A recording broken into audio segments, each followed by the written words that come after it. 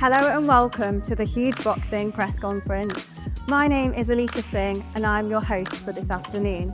Now on Friday the 13th of December, Huge Boxing makes its York Hall debut in collaboration with Matchroom Boxing, featuring undefeated prospects like Jimmy Sains and George Liddard. You don't want to miss out on all the action.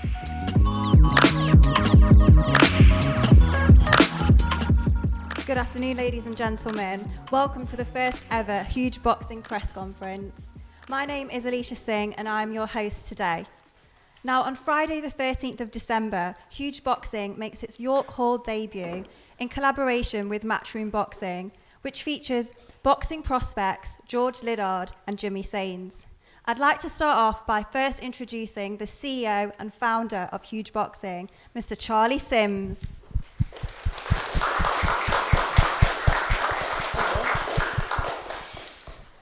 Hi Charlie, it's great to have you here today. Thanks, Alicia. Yeah. How are you? Yeah, I'm doing good. Tired, but we're doing great and really looking forward to the event this Friday. Well, please tell us, what inspired you to create Huge Boxing?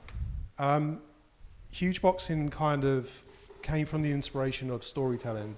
I spent a bit of time out in LA recently. I was around the movies and writers and really got into to characters, and I kind of thought, well, how could I blend that with something that I really love and I'm really passionate about? Is that something where the three-chapter vision? 100%. And I looked at boxing and I was like, there isn't enough storytelling in boxing, and boxers as characters have the best stories. So we created Huge Boxing off the back of that, and we have 3 chapters, like most great movies and books, a beginning, a middle and an end. And Chapter 1, Friday night, is Origins, and that's the beginning for most people. Destiny, and then Legacy at the end. Do you think this event embodies your vision of the sport? 100%. Like this event, I just couldn't have picked a more perfect venue. Mm-hmm. I think we've got a brilliant lineup, all future stars. I mean, for somebody's debut event, it's very uncommon that you would have the names and also DAZN backing us as well. Mm-hmm. So for me, the beginning of my chapter, it's a pleasure to share it with everybody else. I think it's clear that Huge Boxing has created a platform for the next generation of boxing stars. Speaking of stars, I think it's time to meet the fighters. First up, we have an undefeated heavyweight fighter representing his country, Ukraine.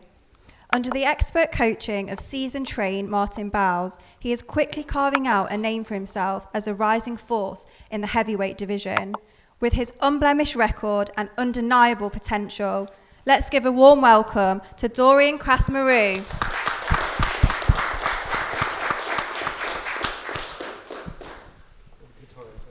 Welcome, Dorin. Take a seat. Thank you very much. Dorin, firstly, how has your training been? My training has been good. We've been training hard at the Peacock with my team, and we're looking forward for the Friday night time. Yeah? How do you mentally prepare for the challenges that you might face in the ring? The most important to be prepared mentally and to look forward and to do your thing. One of the questions I had, Dorin, was obviously looking forward to Friday night. This is a big lineup. How do you feel being part of this event? I feel excited because it's a big opportunity, and I would like to do my best to prove it. Like I can do my best in the ring to show what I can do. Well, we're working hard on still getting you an opponent, because you're not an easy man to match. But when we do, are we going to see a big KO Friday night? I'm looking forward to that. Thank you. You must have a lot of support in Ukraine as well. Yeah, I have a lot of support in Ukraine and even here now, because back in the day when I was start boxing, it was hard to sell myself, to be honest, yeah. But now I have my friends, I have more teammates, and you know, I have some support even here now. Fantastic. So you're looking forward. I've got one last question for you. If you could spend a day doing anything other than boxing, what would it be? Boxing. Boxing or gym time or somewhere, but which is gonna be a sport day anyway. Fantastic. Thank you for your time, Dorin. Thank you. Thank you very much for the opportunity, guys.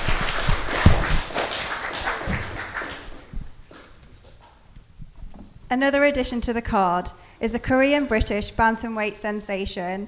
She has transitioned into the professional ranks, boasting a perfect 2-0 record. She now looks to extend her unbeaten streak to 3-0, solidifying her status as one of the most exciting prospects in the division. Let's welcome Julia Lee.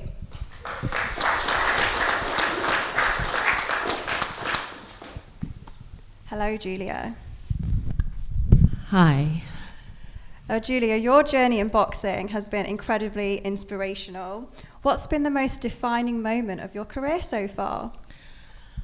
I would say the decision to go pro, probably. I'm hoping that this upcoming show will actually be the defining moment that I'll remember.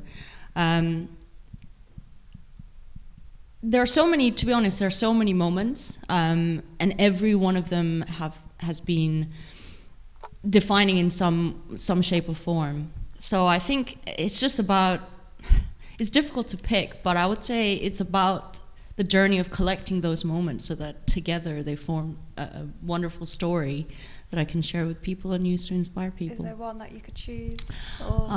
I will say the moment I decided to go pro, because funnily enough, I had said that I never in a million years would I ever go pro. And I remember that moment that I decided, it was like very vividly deciding, you know what, that's what I'm doing. And it made sense at the time. So yeah, I would say that so far that's been kind of the moment that I've decided to walk this path. Julia, you've got an amazing story, and part of that story is that you actually work in the police force. For everybody who doesn't know, could you explain what you do and how do you juggle that with boxing? So I'm a detective in the child exploitation team, so I work a lot with young people. Part of my role is to safeguard young people from things like gang exploitation, sexual exploitation, knife crime, county lines, drug supply, all of that stuff. And the other prong to my work is obviously investigating the exploitation element by the perpetrators.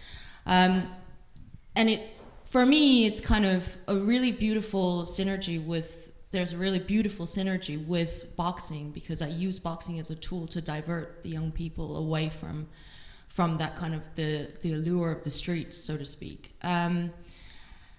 So in terms of kind of juggling the two, I think one fuels the other really, they really coexist in a really wonderful harmony. So it's not that difficult because they're a package. Yeah. One last question. You founded your own gym in London, and how's that been, being part of a format and a system like that? So the reason behind it, going back to the whole idea of origins, I wanted to provide a real concrete alternative to the kids. So often I found that a lot of the times we're telling them, don't do this, don't do that. But there wasn't something that I could concretely offer and say, but do this instead.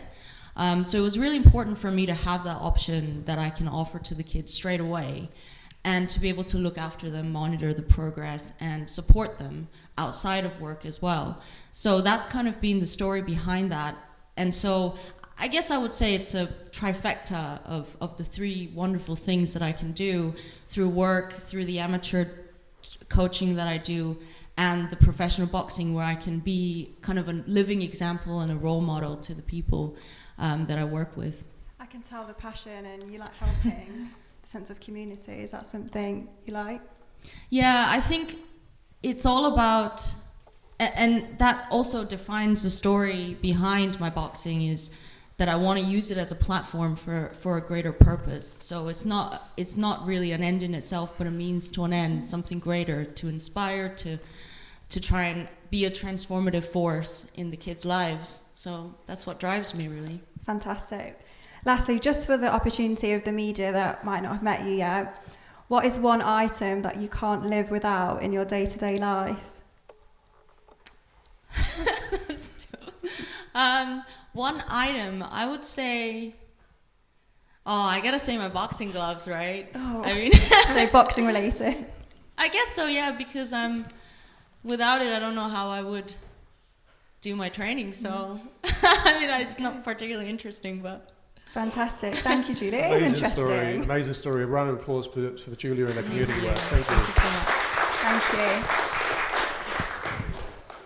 Thank you. Our next boxer is on a mission to inspire the next generation. With a relentless work ethic and a hunger for victory, she's quickly making a name for herself, causing chaos.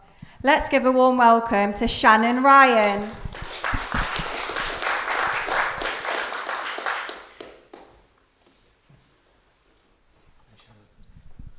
Hello, Shannon. Hello. Shannon, you're fighting at a higher level than other fighters in your division. What drives you to keep pushing forward? I think many different reasons. One of them being my freedom in life. Another one being financial freedom.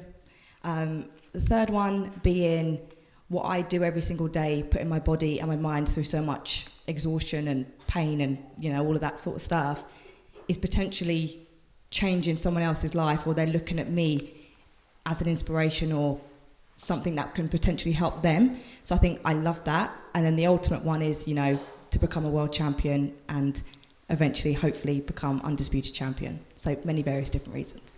And women's boxing is growing. It's at a point that we've never seen before. Where do you want to be in women's boxing, and where do you think you can help take it? I want to get to the top in the division. I truly believe I can do that. I know I have that, as another great boxer said, the one lesson on my record now. But that doesn't define my career or where I'm going to go. And I believe I can get to the top. And I just want to keep, helping paving the way with where I'm at now, and helping other boxers along the way. Shannon, let's just touch on that, because previously in build-up to this event, you've spoken about taking your first loss. Now, there's no shame in losing for the British and Commonwealth Championship. You rolled the dice to be great, and you fell short. You've come back onto this show. I've heard you say that this is a new chapter for you. Could you elaborate on what that means? Yeah, I truly believe, I call it the rebirth of my career, and I truly believe that, I've never, the mental state that I'm in now, I've not had that before in the last 8 fights. I've teamed up with a new coach, and that being Aaron Woodcock, and I think where I am now, mentally, physically, I've never been there before, and I'm excited to get going on Friday the 13th. Brilliant. Well, we can't wait to have you, and obviously set yourself up for a big 2025. Is the British and Commonwealth the route that you're going to go down again, or do you think you'll go past that and try for a world title? I think we'll potentially go past that. I have been ordered for the EBU against Stephanie Silva. God willing, everything goes my way on Friday, and then push on from there. So yeah, we'll see. Amazing. Regarding Friday, the event is generating a lot of buzz. So how do you prepare for being in the main spotlight? I think you prepare in the gym. That's where the preparation comes from, and making sure you've left no stone unturned. And that's what I've done, and I'm ready to get going. Just got one last question. What's one personal goal that you have outside of boxing? A personal goal of mine would be to create my own community, and to be able to help others in a community that I have done myself. Is that what boxing does, create this platform for you? Yeah, of course. Boxing allows me to help others. It gives me the platform. My Instagram gives me a platform to be able to speak, use my voice, and share anything that I have via that. It's a lovely message, Shannon. Thank you so much. Thank you. Thank you.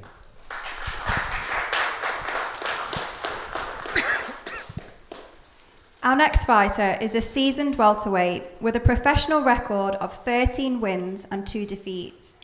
He recently showcased his skills with a decisive victory over Matthew King at York Hall. He sees this event as the perfect platform to put himself back into contention for a high British welterweight ranking in 2025. His experience and hunger make him a fighter to watch on the night. Let's welcome Inder Bassi.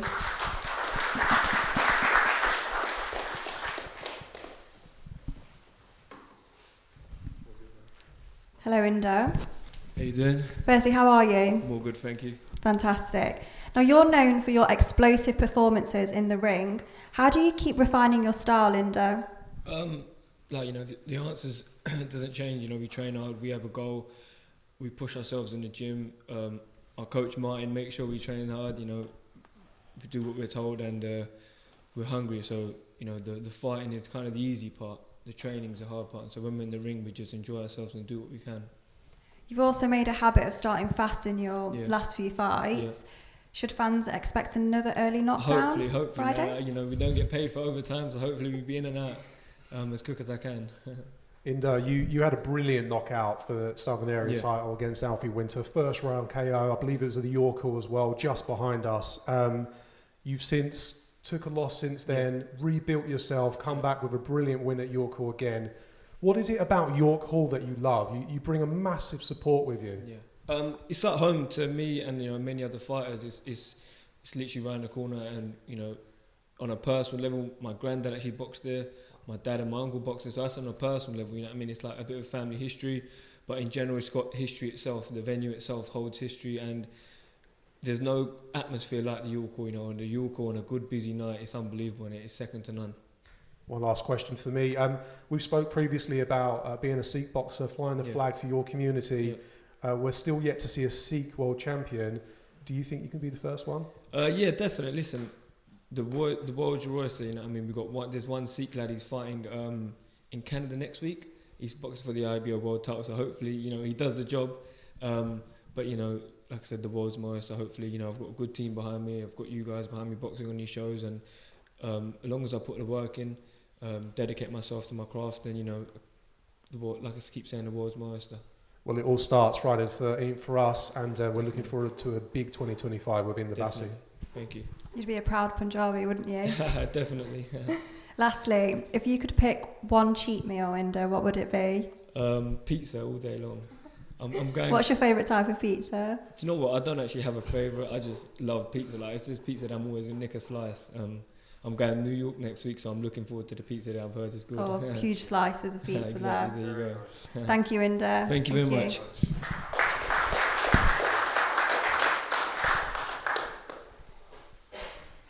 This flyweight prospect started her boxing journey at just 8 years old.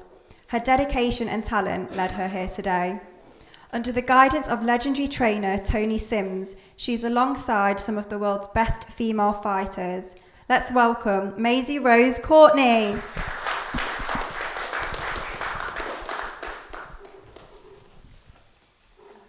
What's happening, Maze? I sit on this because, you know, leather on leather, it's never a good Oh, mix. absolutely love your outfit, Maisey. Thank you. Well, Maisey, being a Repton girl, you've described York Hall as your front room. You're back, you're ready to fight, you're looking forward to it? Yeah, I can't wait. You know, boxing out of the Repton, it's legendary in itself. You know, to never box out of York Hall is like a sin, it's a crime. And luckily, and thankful to Charlie and Tony to put on the show, I'm able to do it. I'm able to tick off a little checkbox for myself, and yeah, brilliant, can't wait. You've become a prominent figure in women's boxing, but how do you balance the pressure of being a role model with your career goals? Listen, pressure is privilege, and to have pressure on yourself, it means you're doing good, it means you're doing something right. You know, if you wasn't any good, you wasn't any whatever, people wouldn't bother. You know, so yeah, I take it my stride, do what I do, fight, hit people, and that's it. I like that mantra. Maisey, you've got a brilliant personality, and we've absolutely loved the build up to this event. We've also had a couple of really hard conversations as well. You took your first loss in your last fight, obviously looking to bounce back Friday night. But tell us a little bit about that. Tell us what this fight means Friday night, and tell us about what 2025 looks like for you. The thing is, boxing's boxing, and this day and age of boxing where keeping your zero, keeping your O is like the be all and end all, that doesn't mean nothing really, you know. And to overcome something that was so soul destroying at the time, at the moment, I was like, whatever. And to overcome that, and to be strong, and to work on myself, and to make sure that doesn't define me. Yeah, that's what it's all about. I'm a champion, and I know that. It's just not at the minute, and then I wasn't supposed to be. That's the story, and now it's time for me to rewrite it. And like I said, I like fighting. I absolutely adore fighting, and a loss is a lesson. And yeah, I hope it don't happen again. I ain't gonna sit here and say it's the best thing that's ever happened to me. I'm like, I'd be lying, do you know what I mean? But yeah, can't wait. It's a great response, wasn't it? Yeah, I mean, we've also spoke a bit about women's boxing, how this card's really highlighting women's boxing. We've got 3 brilliant women's fights on the card. Ellie Scottney's going to be one of our pundits on the night. Ramla Ali's also going to be commentating. Tell us about women's boxing and the platform that we need to keep growing within the sport. The thing is, with women's boxing, it's on the up. It's getting more notice and more appreciated, especially by men in boxing as well. But if you go back, 12 years ago, that was the first time that women's boxing was even allowed in the Olympics. First time a woman's ever won a gold medal at the Olympics was 12 years ago. It's crazy, but it's on the way up. Having people like Ellie Scottney, a South Londoner like me, Ramla Ali and all of that, people are making moves in women's boxing, coming to shows like this and supporting us. It's massive. It's big. It's something that you'd want to happen, you know. It's something that a little girl, me at 8 years old, would dream. The dream of happening, you know. So, yeah, can't wait. When you were 8 years old, what is something that you wanted to see from being a role model, from if someone else was watching today, taking back to that moment, what would you say? What do you mean? So if there's an 8-year-old watching today and they're seeing you sitting here, what would you say to them wanting to start boxing? I'd just say just do it. Do you know, I never really had a woman to look up to when I was younger. I had my mum and that, and she liked fighting, but that was about it, really. And really, I never looked up to men, but now we're looking up to women in the sport who are doing great things for themselves, you know. People of all different kind of characters and people who carry themselves different ways or whatever. It's people who are doing the same thing, people that you want to do, you know, whatever. But yeah, I say to them, just do it. Just do it. You're going to get it, you're going to get hurt, you're going to get losses, you're going to get beaten up. You might cry. I cry an awful lot, do you know what I mean? But it's all right. I like fighting. And that's it, really. It's a great message, Maisey. So after a tough training session, how do you normally relax or recharge? I normally get the train home for about 2 hours and then... We're still trying to get her to take a driving test. I don't know why you haven't done that still. Don't. It's a long story, Charlie, honestly. I have tried, but it's just not going down too well, you see. Don't give up. I love the train. I've got an Oyster card. It's brilliant. I don't mind it. Listen to me music, get home, get on the train again. That's it, really. What music are you listening to? It depends on the day, do you know? Like, if I'm sparring, I might listen to a bit of Nicki Minaj to get me in the mood, do you know, get me a little bit pumped up. But if you're feeling nice and chill, maybe a bit of, I don't know, Afro beats. And if I'm feeling a bit mental, Chaz and Dave comes out, you know what I mean? Thank you, Maisey. Thank you. Thanks. We look forward to seeing Maisey fight Friday the 13th. Thank you. This fighter has been a dominant force in professional boxing. He describes boxing as a sport that you can't hide from in the ring, and the hard work shines through. Now, being part of McGuigan's camp, he is ready to come back, so let's show our support for this rising star, Karol Itauma.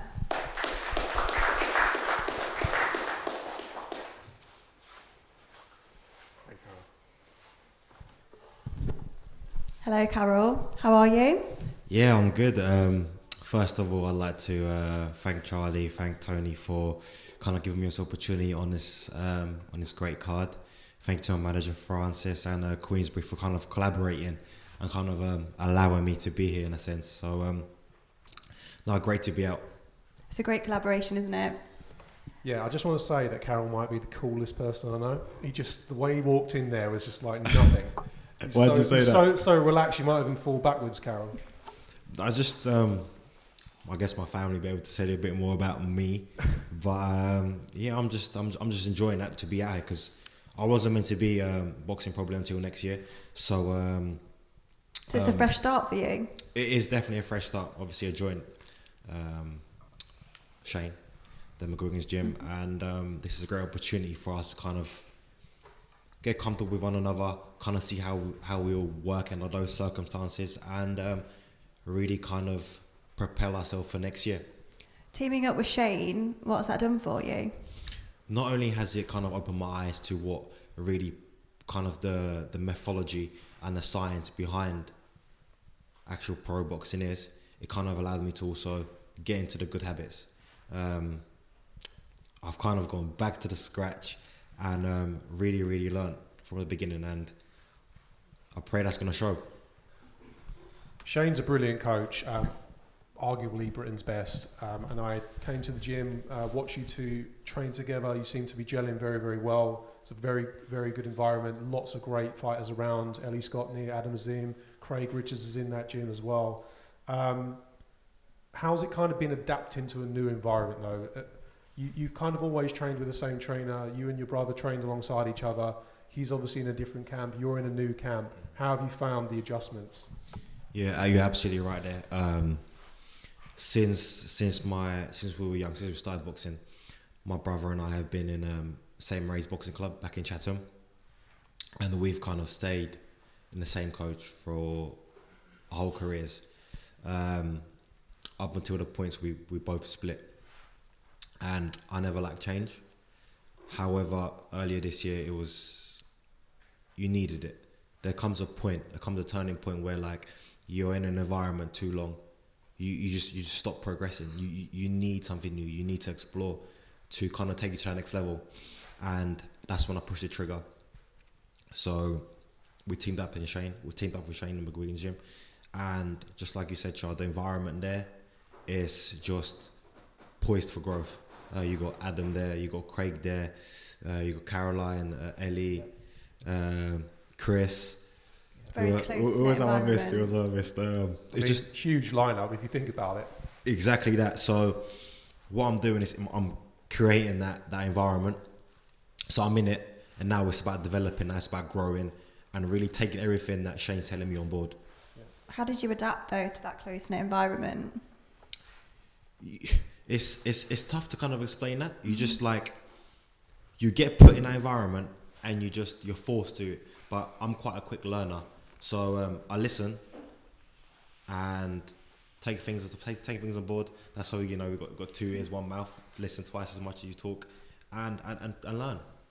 One of the questions I have for you is that you're a huge, tipped to be a huge name. You was a 2018 Olympic youth gold medalist. You were rising and storming through the pro ranks. You fell short not too long ago. It's kind of been a little bit of inactivity since. Is that purely because maybe you was thinking about your future in the sport? We've seen you box in February. You're boxing now on this card, which kind of came as a bit of a surprise. What does 2025 look for you, and what was that period like for you? Yeah, so you mentioned 2018. The Youth Olympics, and although that happened and I achieved that, it's kind of like I can't think about it. It's like it's behind me. You can't go forward in life looking in the rearview mirror. Yeah, it's something I've achieved, but now it's about pushing on, getting better, improving, and I force myself to be in an environment where I'm gonna grow and where I'm gonna get to my aspirations and my dreams. I've been inactive this year through personal reasons that my family know about. Maybe I might speak about it later on. But what 2025 looks for me is activity and making those incremental steps to the bigger picture, to the big goal. And what better way to kick it off on December 13th on this amazing show that you guys have put together. We're going to talk about your support system. Will your brother be watching? My brother will be there. At least I hope so. I hope you can be there. So, look, we're really excited to have you on the show Friday the 13th. You have been inactive, but we really look forward to a big 2025 for you as well. You are a rising star and a brilliant fighter, so we'll be keeping a watch on you. I've just got one more question for you. I'll let you go. What's a hobby or interest that you have outside of boxing that might surprise your fans? I don't know if it will surprise them, but a big passion of mine is real estate. I love property. Fantastic. Thank you for letting us know that. Thank you so much for your time. Thank you so much. Really appreciate it. Thanks, Karol. It's walking off really cool as well. I know, he's cool as a cucumber, Karol.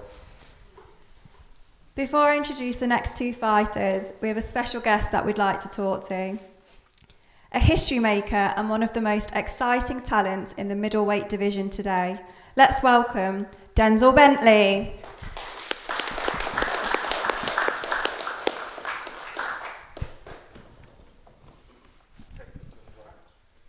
Hello, Denzel.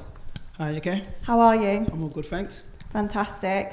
Now, what a dominant performance over the weekend. How did that feel, making history? It felt good. It felt good. I've had a good year this year, and that was a good way to end it, so I'm pleased. Denzel, you are the newly crowned British champion, European champion, WBO #1. You did fight Janabek before for the WBO world title. It was a brilliant fight. You just fell short. What's the goal now? The goal is to get that fight again next year. I'm #1, soon to be mandatory, so if I can get that fight again next year, I'll be happy. Well, we look forward to that, and obviously you're joining our punditry team for the night, Yes. Alongside Ellie Scottney and Alicia live on DAZN. Talk to us about the York Hall. You've boxed there many times. It must feel like a second home for you as well. Yeah, the York Hall's been good to me. I've had some good performances there. two of them earlier in the year. Sorry. I had my debut there, boxed there loads of times. So I like York Hall.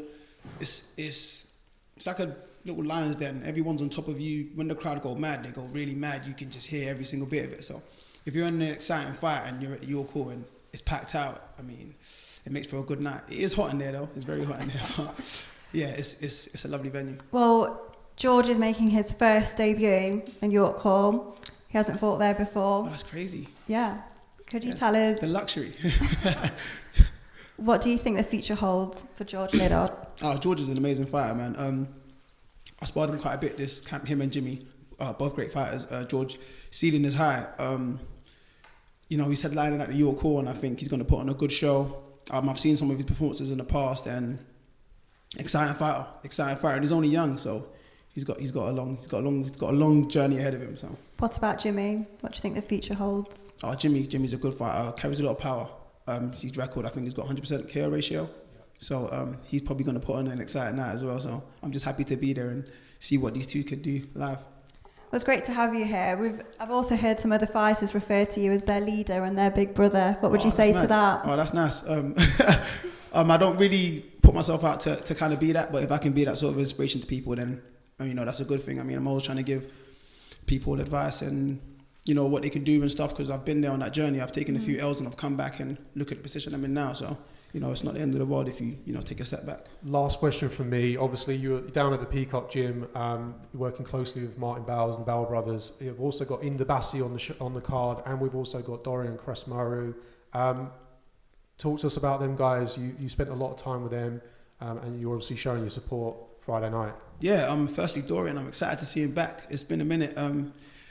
You know, he hadn't been in the gym, and he's back, and he's been trying to, you know, have a fight since he's been back, and it's hard to get him matched. He's a big guy. He's a very big guy. Very hard to get him matched, by the way.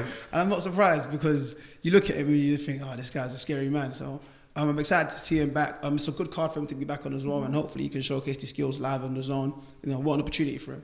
When he first came to this country and he was trying to box, he couldn't really get that support, so it's hard to get him out. And now he's grown that kind of support. He's made friends. You know, us at the gym, we support him and stuff. So it's good to see him back. And Inder, since he's joined us, he's just been flying.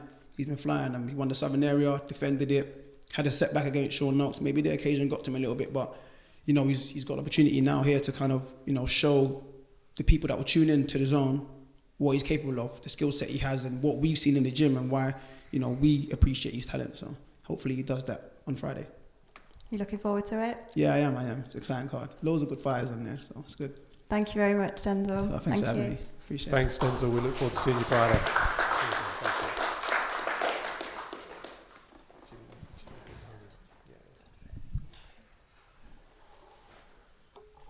I'd like to introduce next the legendary boxing trainer, Mr. Tony Sims.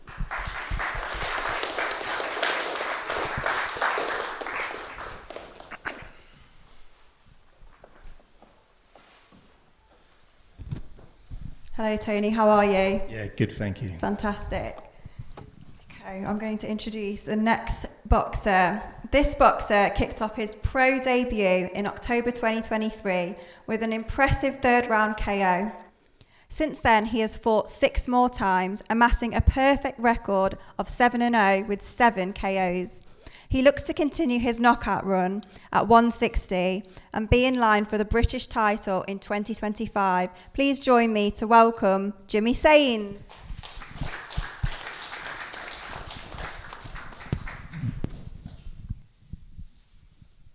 Jimmy Sains looking sharp. Thanks, mate. Tony, I'm just going to start with you. What do you think about Jimmy's development so far? Yeah, he's Have we got sound on the other mic? yeah, he's been with me for 2 to 3 years before he turned professional. He was when he was an amateur at Repton, and he come to me when he was like 18 or 19 when at gym. And it was in COVID, and when all the amateur gyms was closed, and his dad asked if he can train at our gym, because obviously the pro gym was still open, and he was only a welterweight then, so he's been with me for quite a number of years before he actually turned professional. A big part of this story and your story together, before we get onto you, Jimmy, is that you really wanted to turn pro. You kind of was boxing amateur, you was going through that kind of ABA system, you really wanted to turn pro, and Tony was the man who sat you down and said, not yet. How did that feel, being a young man who's really hungry to be a professional fighter, being told by somebody that actually I think it would be better for you to kind of just keep training in the background, keep coming into the gym, keep fighting at amateur level? How did that make you feel at that time? I mean, at that time, like Tony said, there were, all the amateur gyms were shut, so it was a bit of a weird time throughout COVID. The pro gyms had just opened, so luckily to Tony, he let me come and train now and then, which is the best thing I've ever done. I mean, in boxing, the ultimate goal is to always turn pro and be world champion. I mean, it's nice to obviously go to Olympics, world championships along the way, but my ultimate goal anyway was to be world champion, ultimately a great pro. But to just have that guidance of Tony to say, like, basically, listen, you're not ready, pretty much. Do you know what I mean? I had a couple of years in the gym with Tony, winning the senior ABAs, I think 3 times, got to the finals twice, weren't quite meant to be, but that's why I learnt my apprenticeship, and it's put me in good stead for the program. Tony, he's carried that punch power. Has he got what it takes? Yeah, he's developing now, and his physique's developing. He could always punch as an amateur, but some people are late developers, and that's what I used to say to Jimmy. You have to wait to develop. You're a late developer, so you have to get what we call man strength. And he was always punching hard in the amateurs, but he never had the strength that he has got now. And he just turned 24 yesterday, wasn't it, Jim? So he's developing into a man, and he's carrying that power through into the pros. As we say, he's had 7 fights and 7 KOs, and even whoever you boxed, journeyman or whatever, it's still hard to get that ratio of 100% KO. And the opponent he's got, Estonian fighter he's got on Friday, he's never been stopped, I think, in 20 odd fights. So, he'll be looking to take Jimmy the distance for the first time. So, it'll be a good night's work for Jimmy Friday. It will. One last question for you.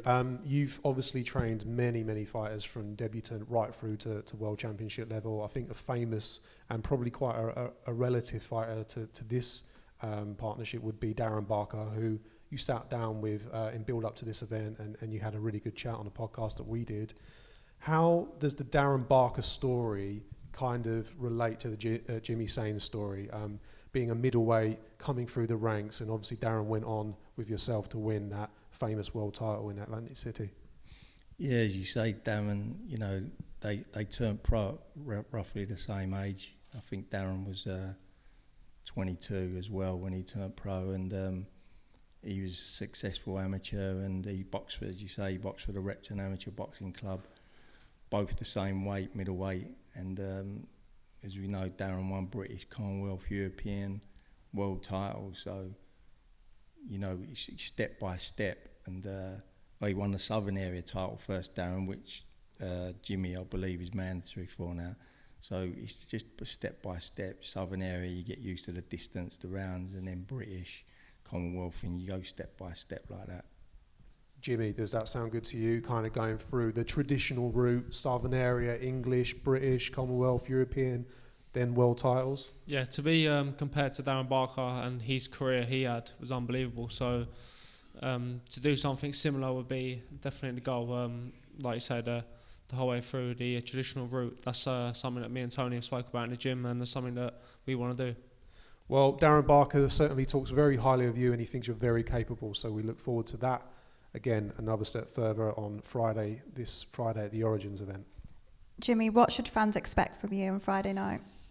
They expect a good boxing performance. I think people might know I've got power, but I haven't really shown in the ring too much of my boxing ability as well. So I'd like to show that as well. Do you think this is your toughest opponent to date? I mean, I'm not fighting world beaters. It's obvious. Well, it's not obvious, but I've only started very early in my pro career, so they're going to be tough opponents. So I reckon this will be the toughest one yet. Like Tony says, he's never been stopped. So yeah, it might give me a tough night's work. You're known for your toughness, and your style has earned you a lot of respect. What's the biggest challenge that you've overcome in your career? Biggest challenge I've probably overcome is I've had obviously everyone they lose and they come back, but I think the hardest bit is to get back in the gym and to work hard again to come back. Just not physically but mentally as well, to get yourself out of bed, to get yourself back training. Yeah, it's hard. So I've come through it as a lot as an amateur, and maybe again as a pro, but hope not yet. You sound like you've got a great mindset. Just one last question for you. What's one personal achievement that you're most proud of outside of the ring? It's quite a hard question, to be honest, because my whole life revolves around boxing. It's always boxing comes first and everything. But yeah, I'm not too sure. To be honest, I've got a great family around me, so I'm proud of everyone in my family. I've got a good support team. Great support system. Yeah, so yeah, I'd say that. Fantastic. And one last thing I actually want to mention about Jimmy, and he doesn't speak a lot about this, but he still goes down to Repton Boxing Club every Thursday, and he spends time with those kids and trains those kids, giving them advice, trying to push the next generation. So I just want to say that you probably deserve a round of applause for your community work as well. Yeah, thank you. Thank you very much, Jimmy. Thank you. Tony, stay where you are, because we're going to keep you for the next one. This is on now, isn't it? Yeah. It's on, yes.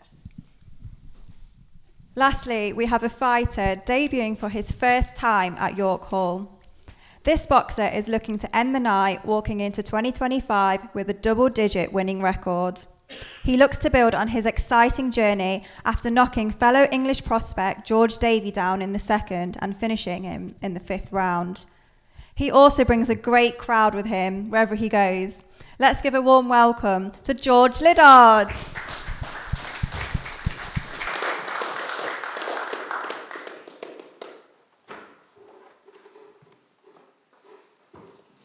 Hello, George. Have you got that crowd with you today?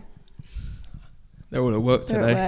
I got a couple. I got my granddad, one of my sponsors, up there. So yeah, please. Granddad's a great crowd. Yeah, granddad's turned up for me today. So we should have given Granddad a mic. He's a big character, Granddad. He's been hyping you up out there in the lobby as well. Yeah, he's a hype man for me. He goes around hyping me up everywhere he goes. So I appreciate him a lot. Is he a big West Ham fan as well? He is a West Ham fan as well. So yeah. Up the irons. Now, George, you're one of the most exciting young fighters in boxing right now. How have you developed your skill set to get to this point? You know, look, I've worked very hard in the gym. I'd be lying if I didn't say I think I have natural talent. You know, I've been doing this since I was very young, 7, 8 years old, with my dad, you know, at my amateur gym. I've got that natural talent. But, you know, working with Tony, it's really brought out another side to my game. You know, that spitefulness, that power, I've really developed that as we've turned into a pro now. And, you know, as Tony was saying earlier, I feel like I'm only 22, but I feel like my man strength's starting to come into play now. And you're starting to see me punching harder as well. So not just the natural skill that I have, you know, the ability that I can box with, but also now the power, you know, it's a scary mix. So, yeah, just I train like I'm no good as well, do you know what I'm saying? Like, when I go to the gym every day, I'm my biggest self-critic, you know. I always think it's not good enough. So then there we go. We train harder, we get better. You definitely are one of your biggest self-critics. And we've had some really kind of tough conversations as well. Like, you know, a few fights ago, I remember you saying you come out of that performance and you was feeling a bit flat in Vegas. And then, you know, I said to you, but don't worry, it's going to click. And then the last couple of fights, I mean, we have just seen a different George Liddard. That last fight was crazy good, the way you knocked George Davey out. Tony, what was the difference? What happened? What do you think clicked between you and George, and why have we started to see him really excel? I think he put himself down about the fight in Vegas. I think it wasn't a bad performance. He boxed an unbeaten Mexican fighter, and they was both young and both unbeaten. And I think he won on points, but it was a good.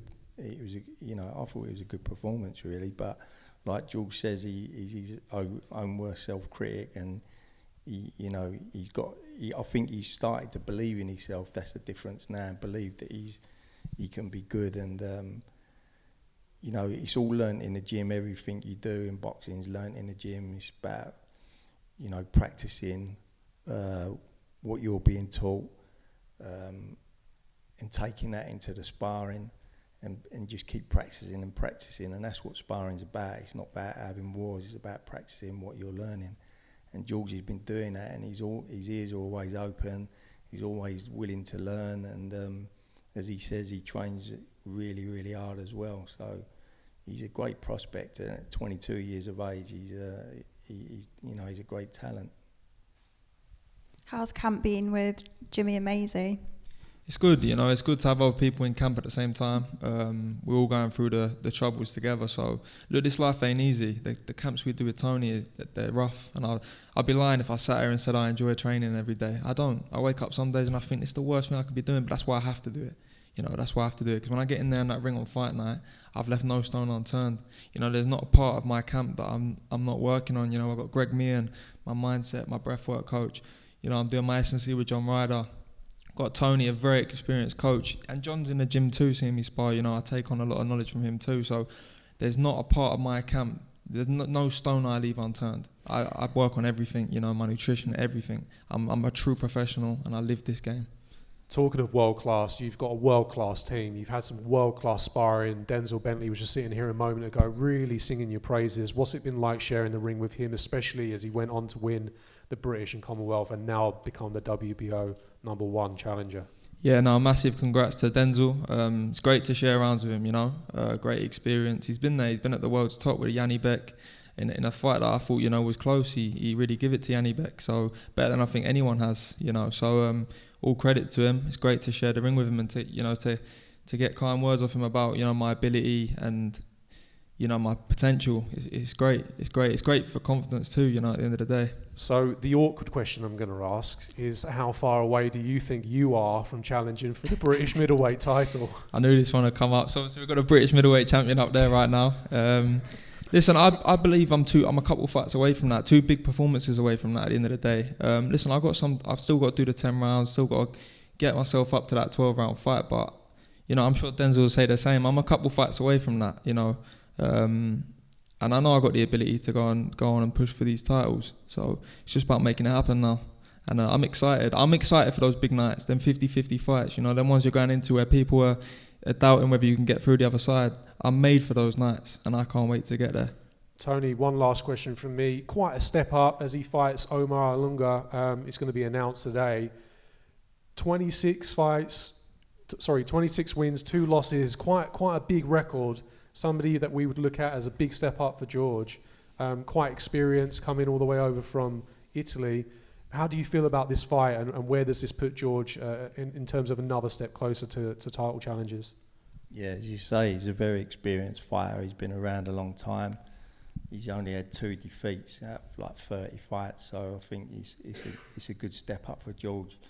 He's his first 10-rounder, and I'm looking forward to George boxing on the night. He's put in a good camp, and he's as he says, he's only 22 years old, and I think that he'll put on a good performance on Friday and live on DAZN as well. So I'm looking forward to it. George, this event is happening at York Hall. You're making your debut. How does that motivate you? You're going to be boxing in the most iconic venue. I'm excited, you know, not just to be boxing it for the first time, but to be headlining it too. You know, some going. But listen, a fight's a fight anywhere. Back garden, you're cool. Big arena, a fight's a fight. And I'm a fighting man, and I'll fight any man. So like they say, 29 wins, 2 losses doesn't mean nothing to me. I'm going to go out there and I'm going to take his head off. That's all that matters. It's another opponent, another win, and that's all that matters. But I'm excited to headline You're Cool. Fantastic. Got one last question, George. Outside of boxing, what's one thing that keeps you grounded and focused? My faith, you know, my belief in Christ. It keeps me every day. You know, there's nothing greater than God. You know, every time I win, you know, that means nothing if there's no God. It means nothing. God gives me the ability to do that. God gives me the confidence. God gives me the strength to get through every single fight I've had. You know, and listen, going back before I turned pro, I went through some rough times back in lockdown. Obviously, I won't talk about it too much, but you know, personal troubles, and the only thing that got me through that at the time was God. So without Him, I am nothing. Without Him, all of us are nothing. So yeah, I thank God for keeping me grounded, keeping me humble, and keeping me working hard. Have you got any final words for any fans watching? I want to say a big thanks to everyone that's going to come out. You know, Friday night, it's going to be a big show. I'm looking forward to putting a show for you all. I was trying to do you all proud, you know, my family, my girlfriend, everyone that comes out and supports me. I'm just trying to do you all proud. I can't wait for the big nights when we sell out arenas. This is all part of the journey, and I couldn't do what I do without you. So, you know, you get me through it. So thank you to you all. I've got one last question for you, Tony. I've got to say, it's also Charlie's promotional debut. You must be proud of him. Yeah, as you say, it's his debut at promoting, and I know he's worked extremely hard for this show. He's got DAZN obviously filming it, and he's been hard work. I mean, I haven't promoted the show for over 20 years, to be honest, and I've been helping him behind the scenes, but I forgot how hard it actually really was, and he's difficult. People don't realise that behind the scenes there's a lot of work going on to get this done, and you know, we're nearly here now, and I'm sure it's going to be a full house on Friday night. Fantastic. Well, thank you, George, and thank you, Tony. Nice one. Thank you.